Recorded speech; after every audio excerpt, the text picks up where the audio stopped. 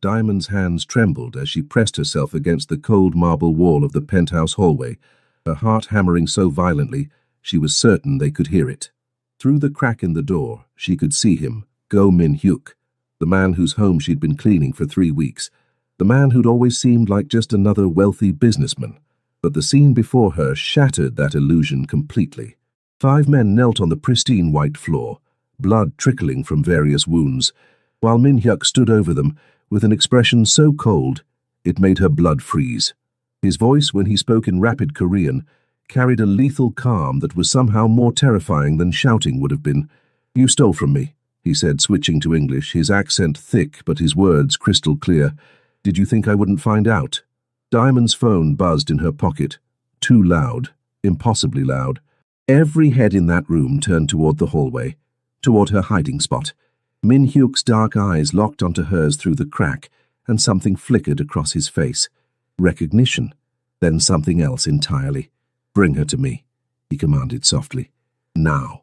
Diamond Wells had learned early that life wasn't fair, but she'd also learned that complaining about it wouldn't pay her bills. At 23, she juggled 2 jobs with the precision of a seasoned performer.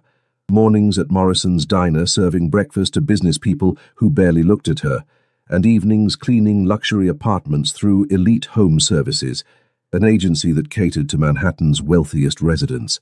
Her 3rd-floor walk-up in Queens felt worlds away from the gleaming penthouses she scrubbed, but it was hers. Well, technically it belonged to her landlord, but the rent was paid, barely, and her grandmother's medical bills were getting smaller each month. Slowly, painfully slowly. "Table 6 needs a refill," her manager Marcus called out, snapping Diamond back to the present. She grabbed the coffee pot, plastering on the smile that earned her decent tips, and made her rounds. The diner buzzed with morning energy, suits checking phones, construction workers joking loudly, students hunched over laptops. Diamond moved through it all with practiced efficiency, refilling cups, clearing plates, existing in that strange space where service workers live, simultaneously visible and invisible. "Keep the change, sweetheart," an older businessman said, leaving a 20 for an $8 check. Diamond's smile became genuine for a moment. Tips like that meant she could maybe, possibly, buy the textbook for her online business course instead of sharing a PDF with 3 other students. By 2 p.m. her shift ended. Diamond changed out of her uniform in the tiny staff bathroom, transforming from diner waitress to professional cleaning service employee with a simple swap of clothes. The Elite Home Services polo shirt was pristine white. She owned 3 and washed them religiously. Appearance mattered in this job. Rich people noticed everything. Her phone buzzed with the day's assignment. Penthouse 4501, Fawn 32 Park Avenue. Client, anonymous. Special instructions, discretion required. High-value client. Diamond's eyebrows rose. Park Avenue penthouses meant serious money. She'd cleaned expensive homes before, but this address was next level. The kind of place where doormen wore better suits than most people owned. The building towered above Manhattan, like a gleaming monument to wealth. Diamond approached the entrance, suddenly hyper-aware of her worn sneakers, and the small stain on her bag that wouldn't come out no matter how many times she scrubbed it. "Elite Home Services," she told the doorman, who looked her up and down with thinly veiled skepticism before checking his tablet. "4th-floor service elevator. Penthouse 4501. The resident isn't home. You'll have the code for entry." His tone suggested she should feel grateful for this information. Diamond nodded, refusing to let his attitude touch her. She'd dealt with worse. The service elevator was smaller than the main one, but still nicer than most apartments she'd seen. It rose smoothly, silently, and opened onto a private hallway with only one door, a single penthouse occupying the entire floor. The code worked on the first try, and the door swung open to reveal a space that took her breath away, despite her best efforts to remain professional. Floor-to-ceiling windows showcased a view of Manhattan that belonged in magazines. The decor was minimalist, but clearly expensive, all clean lines, dark wood, and subtle Asian influences that spoke of taste rather than showiness. And it was pristine, almost unnaturally so. Diamond set down her supplies and got to work, starting with the main living area. The apartment felt more like a showroom than a home. No personal photos, no clutter, nothing that revealed who actually lived here. Just expensive furniture arranged with geometric precision and art that probably cost more than her entire year's salary. She was dusting a shelf of what looked like first edition books when her phone buzzed. A text from her grandmother. Doctor called. Need to move up next appointment. They want more tests.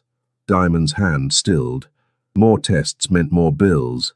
More bills meant she couldn't think about it right now. One problem at a time.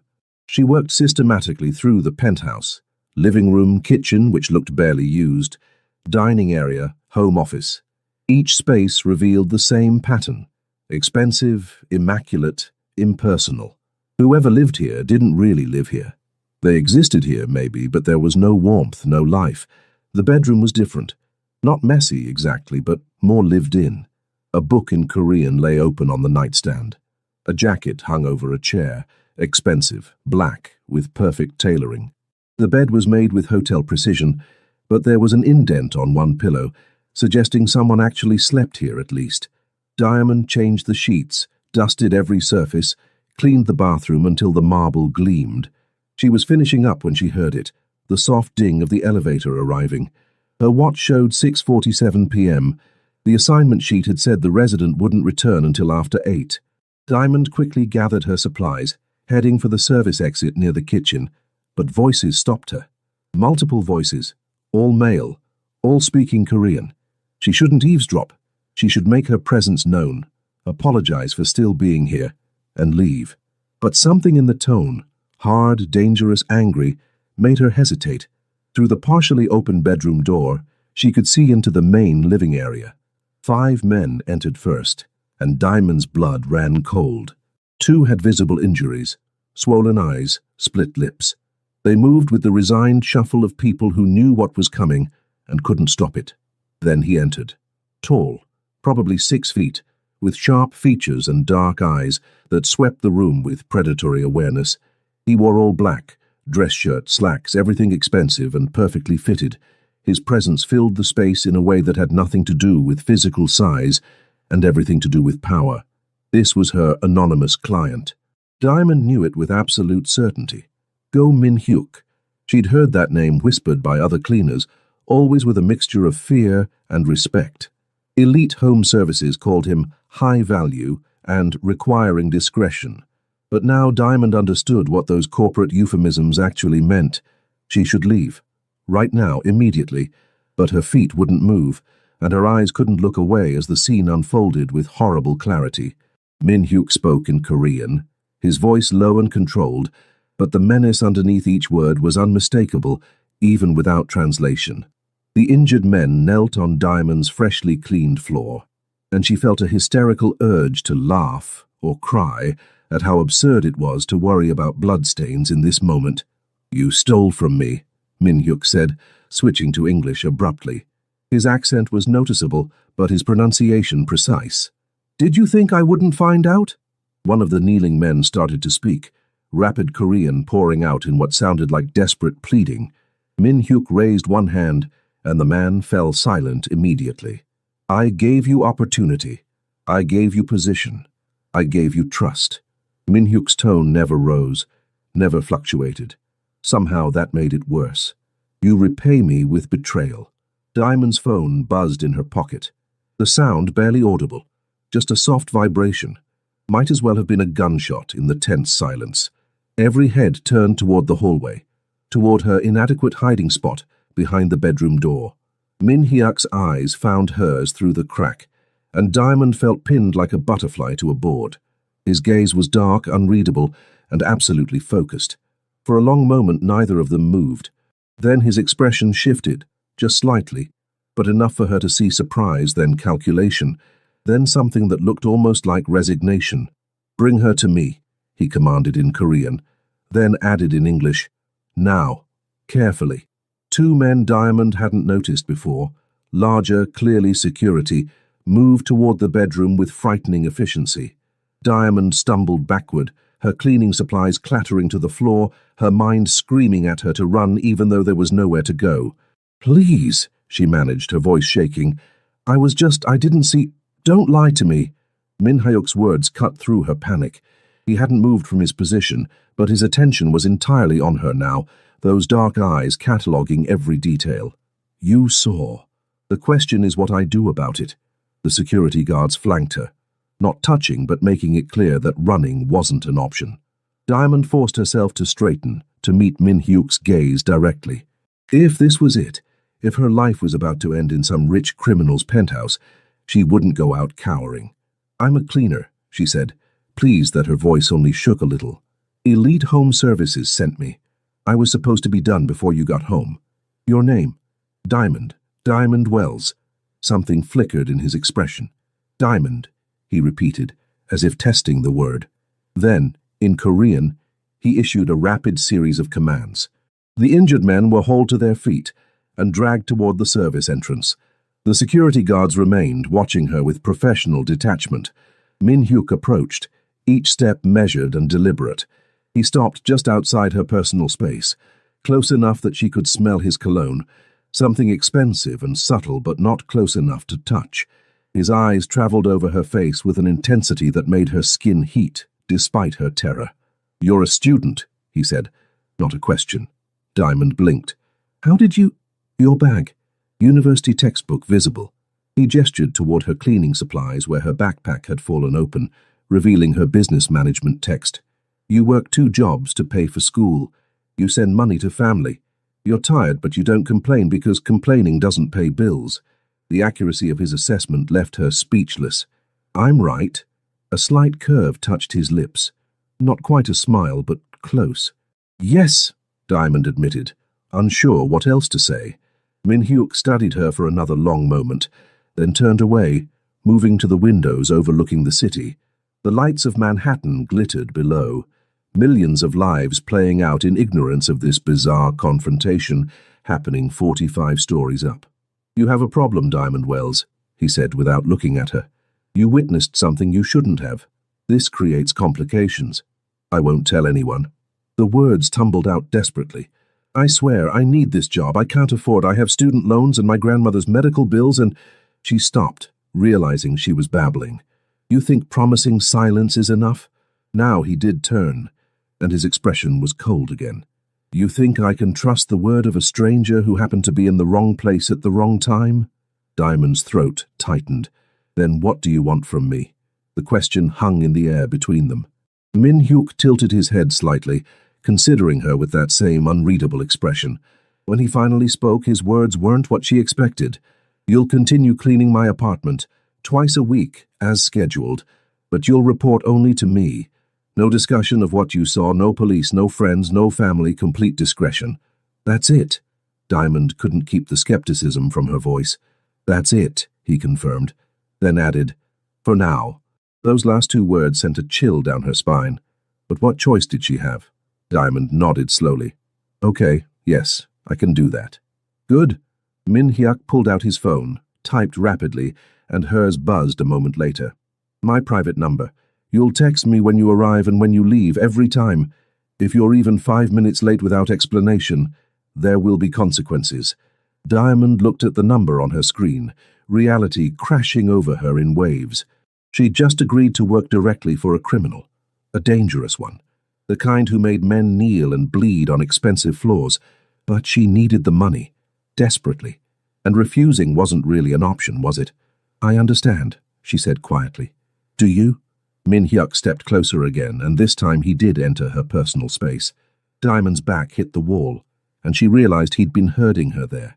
His hand came up and she flinched, but he only tucked a stray curl behind her ear with surprising gentleness. You're afraid of me, he observed. Good. Fear keeps people alive, but you're not running. Also good. I respect courage.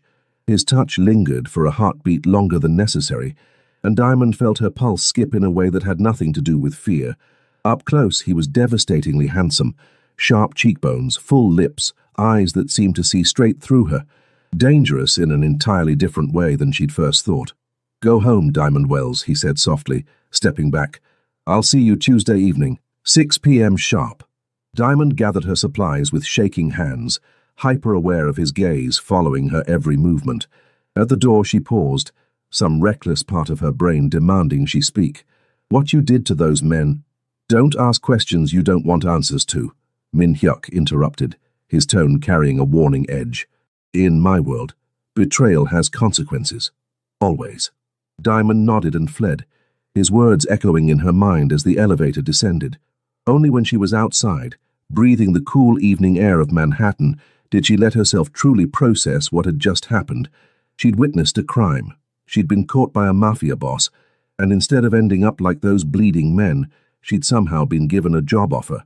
Her phone buzzed again. A text from the number Min Hyuk had sent. Tuesday, 6 p.m. Don't be late. Then another message. Delete our conversation from your phone, all of it. Do this every time. Diamond stared at the screen, then at the gleaming tower above her. Somewhere up there, Go Min Hyuk was doing whatever dangerous men did after dismissing witnesses to their crimes, and she'd just agreed to walk back into that world in 4 days. Tuesday arrived too quickly. Diamond spent the intervening days oscillating between terror and bizarre curiosity.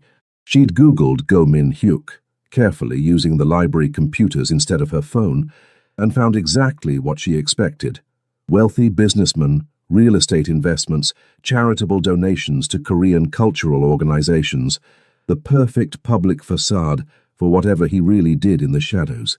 She'd almost convinced herself not to show up, almost called Elite Home Services to request a different assignment, almost done a dozen things that would have been smarter than walking back into that penthouse, but her grandmother's latest medical bill sat on her kitchen counter like a weight, and almost didn't pay debts. At 5:55 p.m., Diamond stood outside Min Hyuk's door, her hand hovering over the keypad. She sent the required text, "Here." The response came immediately, "Come in." The penthouse looked exactly the same, pristine, expensive, empty of personality. But this time Min Hyuk was there, standing at the windows with a glass of what looked like whiskey, wearing black slacks and a white dress shirt with the sleeves rolled up. He didn't turn when she entered. "You came," he said. "Did you think I wouldn't? I thought you'd consider running." Now he did look at her, those dark eyes assessing. Most people would have. Diamond set down her supplies, forcing her voice steady. "Most people don't have my bills." Something that might have been respect crossed his features. "Practical. I appreciate that." He moved to the kitchen island, setting down his glass. "Before you start cleaning, we need to establish some rules." "More rules?" "Many more." He counted them off on his fingers. 1. You arrive exactly on time. 2. You text me when you arrive and leave. 3. If you see or hear anything unusual, you forget it immediately. 4. No one knows you work directly for me, not your employer, not your friends, not your family. 5. You don't enter my office or bedroom unless I specifically request it. Diamond listened, her unease growing with each rule. "This sounds less like cleaning and more like being careful," Min Hyuk finished. "It is. My world has dangers you can't imagine, Diamond. These rules keep you safe." "Safe from what?" He studied her for a long moment before answering. "From people who would hurt you to hurt me. From asking questions that lead to answers you can't unhear. From becoming a target." "I'm just your maid," Diamond protested. "Why would anyone care?" The words died as Min Hyuk crossed the space between them in 3 strides. He didn't touch her, but his proximity was overwhelming, his voice dropping to something low and intense. "You stopped being just anything the moment you saw what happened in this room. You're connected to me now, whether you like it or not. That connection makes you valuable to my enemies." Diamond's heart hammered. "I don't want to be valuable. I want to clean apartments and pay my bills and finish my degree." "Then we want the same thing," Min Hyuk said. "You follow my rules, stay invisible, and eventually this arrangement becomes routine, boring, safe. And if I break the rules?" His expression hardened. "Don't." The tension stretched between them, thick enough to cut. Then Min Hyuk stepped back and Diamond could breathe again. "Clean," he commanded. "I'll be in my office. Don't disturb me unless the building is on fire." He disappeared into the room she'd been told never to enter, and Diamond was left alone with her racing thoughts and a luxury penthouse that suddenly felt like a very pretty cage. She cleaned mechanically, her mind churning. This was insane. She should quit, run, tell someone what was happening. But every time she considered it, She thought of her grandmother's medication, her student loans, the impossibly small amount in her bank account. What was the saying? Between a rock and a hard place? More like between poverty and a mafia boss. 2 hours later, Diamond was finishing the kitchen when Min Hyuk emerged from his office. He looked tired, a crack in his usual composed facade that made him seem unexpectedly human. "Coffee," he said, moving to the expensive machine on the counter. "Do you drink coffee?" The question was so normal, so domestic that Diamond almost laughed. "Yes?" "Good. I hate drinking alone." He made 2 cups with practiced efficiency, sliding one across the marble counter to her. "Sit." Diamond perched on a bar stool, hyper-aware of the situation's absurdity.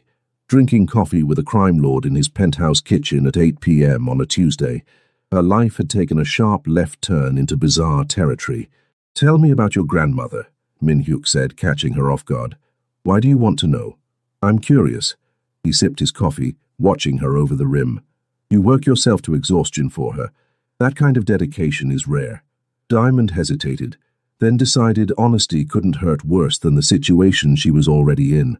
"She raised me after my parents died. Car accident when I was 7. She's all I have." Min Hyuk's expression shifted subtly. "Family is important. Is that a Korean thing or a mafia thing?"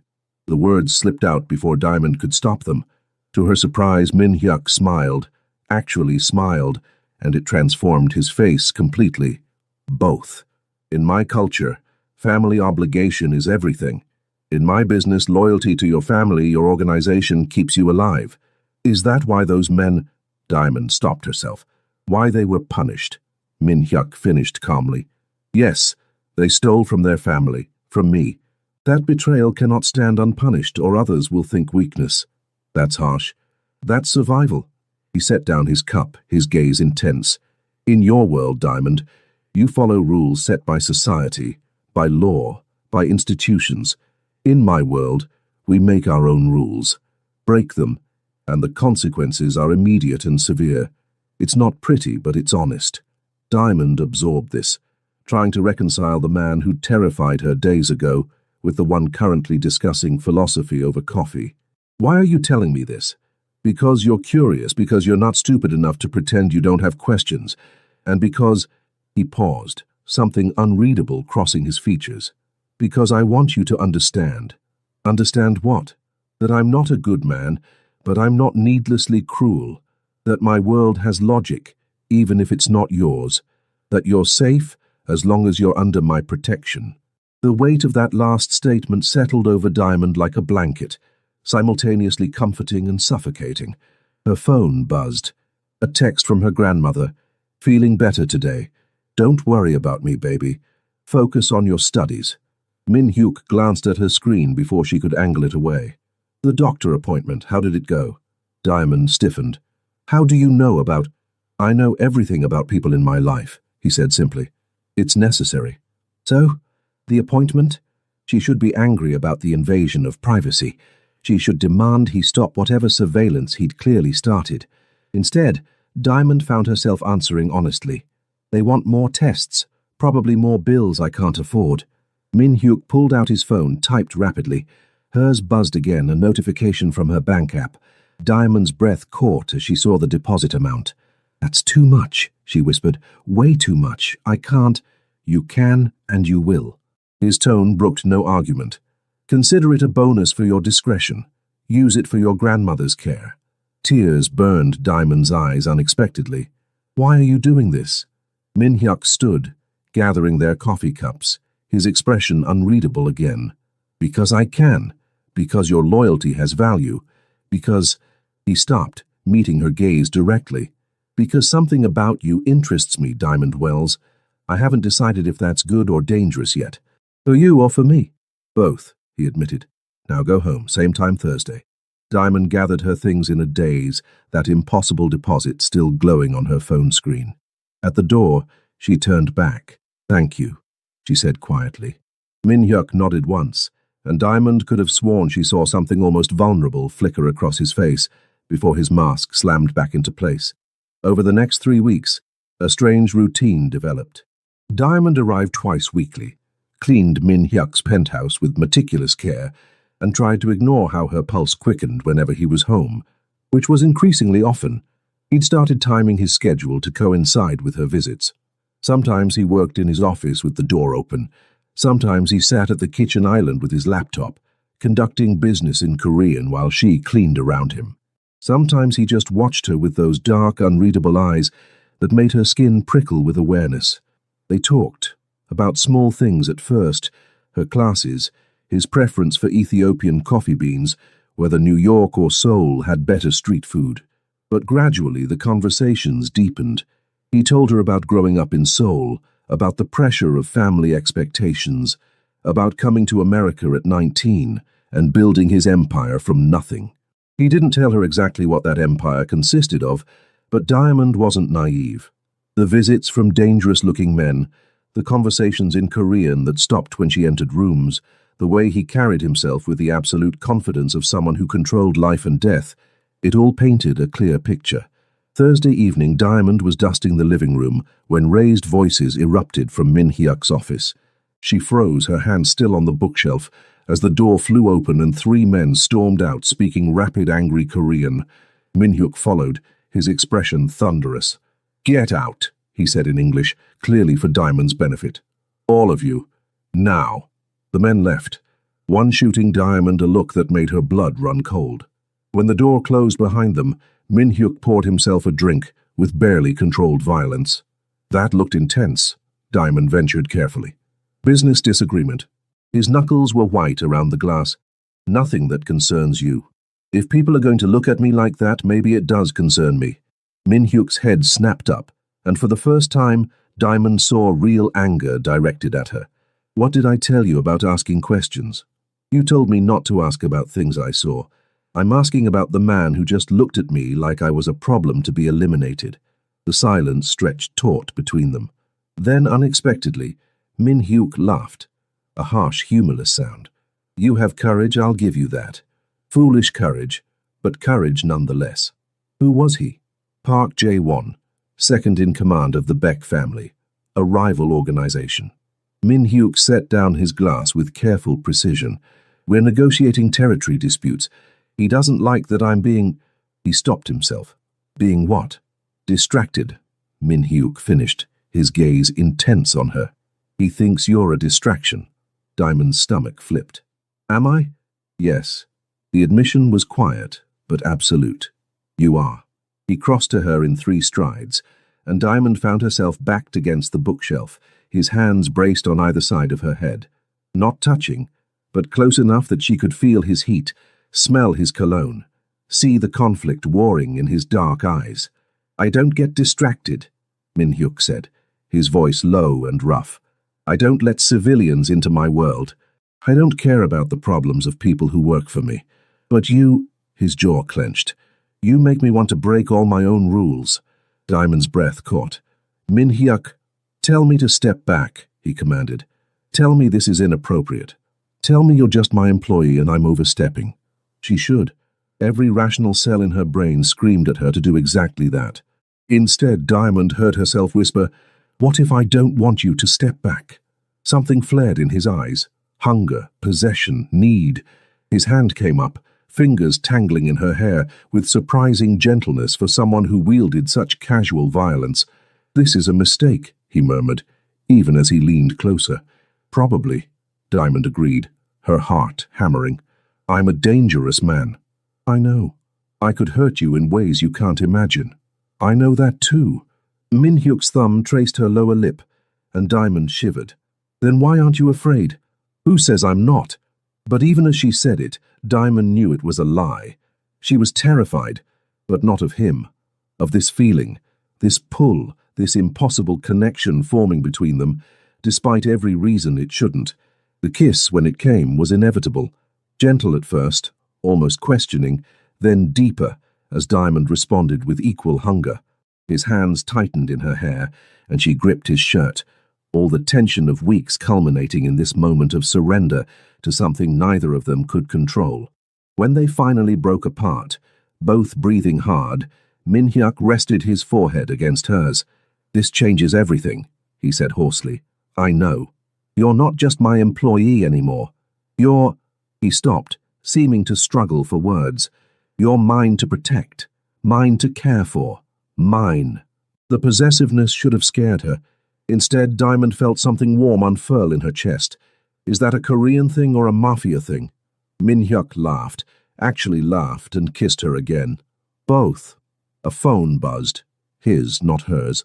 He pulled it out, glanced at the screen, and his entire demeanor shifted back to business mode so fast Diamond got whiplash. "I have to go," he said, his voice hard again. "Something's come up. Stay here. Don't leave until I text you it's safe." "What? Why?" Diamond grabbed his arm. "What's wrong?" "Park Jae-won left here angry. Angry men make stupid decisions." Min-hyuk cupped her face, his touch gentle despite his urgent tone. "I need to handle this. You stay here where I know you're protected. Promise me." Min-hyuk, "Promise me, Diamond." His eyes burned with intensity. "I promise." He kissed her once more, hard and fast, then was gone, leaving Diamond alone in the penthouse with her racing heart and the sudden, terrifying realization that everything had just shifted irrevocably. She tried to continue cleaning, but it was impossible to focus. Her lips still tingled from his kiss. Her mind kept replaying the feeling of his hands in her hair, the barely controlled need in his voice when he'd called her his. An hour passed, then 2. No text from Min-hyuk. Diamond paced the living room, her phone clutched in her hand. Outside the windows, Manhattan glittered indifferently, millions of people living their normal lives, while hers spun completely out of control. Her phone finally buzzed at 10:47 p.m., but it wasn't a text. It was a call from an unknown number. "Hello? Is this Diamond Wells?" A woman's voice, professional, cold. "Yes? Who is this?" "This is Mercy General Hospital. You're listed as an emergency contact for Go Min-hyuk. You need to come immediately." The world tilted sideways. "What happened?" Diamond's voice barely worked. He's alive, but he's asking for you. I suggest you come quickly." The line went dead. Diamond stared at her phone, then at the penthouse that had become so familiar, then back at her phone. Every instinct screamed at her to run. From this world, from this danger, from feelings she had no business feeling. Instead, she grabbed her coat and ran for the elevator. Because somewhere in the last 3 weeks, Go Min-hyuk had stopped being just a dangerous man she worked for. He'd become something else entirely, and Diamond was absolutely terrified to discover exactly what. The hospital corridor smelled like antiseptic and fear. Diamond ran through the sterile hallways, her heart in her throat, until she found the private room the nurse had directed her to. 2 large men stood guard outside. She recognized them as Min-hyuk's security. "I'm Diamond Wells," she said breathlessly. "He called for me." They exchanged glances, then one opened the door without a word. Min-hyuk lay in the hospital bed, his shirt removed to reveal bandages wrapped around his torso and left shoulder. His face was pale, but his eyes were alert, and when he saw her, something like relief washed over his features. "You came," he said, his voice rough. "You idiot," Diamond choked out, tears threatening. "What happened?" "Park Jae-won was stupider than I anticipated." Min-hyuk winced as he tried to sit up. "He tried to make a point. I made a stronger one. He won't be a problem anymore." "You're stabbed!" Diamond moved to his bedside, her hands hovering uncertainly, wanting to touch but afraid of hurting him. "Barely. Missed anything vital." He caught one of her hands, pulling her closer despite her protests. "I'm fine, Diamond. You're in a hospital. I'm alive. That's what matters." His thumb stroked over her knuckles. "And you're here, safe." Diamond sank into the chair beside his bed, the adrenaline crashing and leaving her shaky. "When they called and said you were hurt, Her voice broke. "You were scared," Min-hyuk finished gently. "So was I. Not of being hurt. I've been hurt before, but the thought that Park might target you to hurt me." His grip on her hand tightened. "That's what sent me after him immediately. That's what made me reckless. This is because of me. No, this is because he threatened something that's mine." Min-hyuk's dark eyes burned into hers. "You're mine, Diamond. I claimed you the moment I kissed you, and in my world, that means something. It means I protect you with everything I have. It means I'd burn down anyone who tries to hurt you."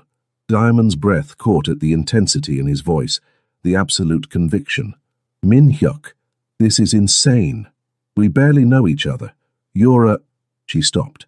Criminal, he supplied. Gangster? Monster? I was going to say a man with dangerous enemies who could get me killed just by association. Yes, Min Hyuk agreed simply. All of that is true, which is why I'm giving you a choice right now, Diamond. Walk away, I'll give you money, enough to cover your grandmother's medical bills and your student loans. You'll never have to see me again. You'll be safe. Or you stay. You choose me, this life, this danger. You let me protect you. You accept that you'll never have a normal relationship or a safe existence, but you'll have me. Completely, absolutely, forever. The weight of that ultimatum hung between them. Diamond looked at his face. This man who terrified her, protected her, challenged her, kissed her like she was precious. This man who'd somehow become essential in just 3 weeks. That's not fair, she whispered. Life isn't fair. You told me that yourself. I didn't mean... What do you want, Diamond? Min Hyuk interrupted, his voice intense. Forget what's smart or safe or reasonable. What do you want? Diamond closed her eyes, and the answer came with terrifying clarity. You. I want you. Min Hyuk pulled her closer, ignoring the pain it must have caused until she was half leaning over the hospital bed. Say it again. I want you, Diamond repeated, meeting his gaze directly. This is crazy and stupid and probably going to end badly, but I want you anyway. It won't end badly, Min Hyuk promised fiercely. I won't let it. You're mine now, Diamond. Mine to protect, mine to care for, mine to... He kissed her, deep and possessive, and Diamond melted into it, all her doubts evaporating under the intensity of his claim. When they broke apart, Min Hyuk's expression had shifted to something almost vulnerable. I need to tell you something. About why I reacted so strongly to Park's threat. Okay. My mother was killed when I was 15, he said quietly. A rival organization targeted her to hurt my father, who was the boss before me. She was innocent, knew nothing about the business, just loved my father. They killed her anyway, made him watch. Diamond's hand covered her mouth. Min Hyuk, I swore I'd never let that happen again. Never care about someone who could be used against me. For 20 years I kept that promise. No relationships, no attachments, nothing that could be exploited. His jaw clenched. Then you walked into my penthouse with your tired eyes and stubborn pride, and you ruined everything. I'm sorry. Don't be. He caught her face in his hands. You gave me something I thought I'd never have again. You made me feel human instead of just powerful. You saw me, really saw me, and didn't run. Do you understand how rare that is? Diamond understood. She'd seen him at his most dangerous and his most vulnerable. She'd witnessed his violence and his gentleness, and somehow, impossibly, she'd fallen for all of it. So what happens now? She asked. Now? Min Hyuk smiled, and it was predatory and possessive and somehow tender all at once. Now you move into the penthouse under my protection. No more working yourself to death. No more worrying about bills. You focus on finishing your degree, and I focus on making sure no one ever threatens you again. That's a bit sudden. You think I'm letting you go back to that apartment where anyone could get to you, where you're vulnerable? Min Hyuk's voice hardened. No, you're too precious to risk. You're mine, which means you live where I can keep you safe. The possessiveness should have annoyed her. Instead, Diamond felt that same warm unfurling in her chest. Is this what I signed up for? Being bossed around by a crime lord? Bossed around by your man, Min Hyuk corrected. There's a difference. My man, Diamond tested the words. That sounds right, he finished. It sounds right because it is right. You feel it too, don't you, this connection, this inevitability? She did. Against all logic, against every ounce of common sense, Diamond felt it. This magnetic pull, this sense of belonging with someone completely wrong for her in every way except the only one that mattered.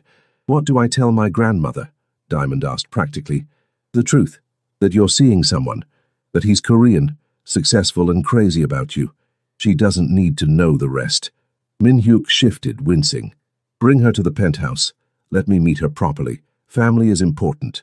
You want to meet my grandmother? I want everything that's yours, Min Hyuk said simply. Your past, your present, your future, all of it.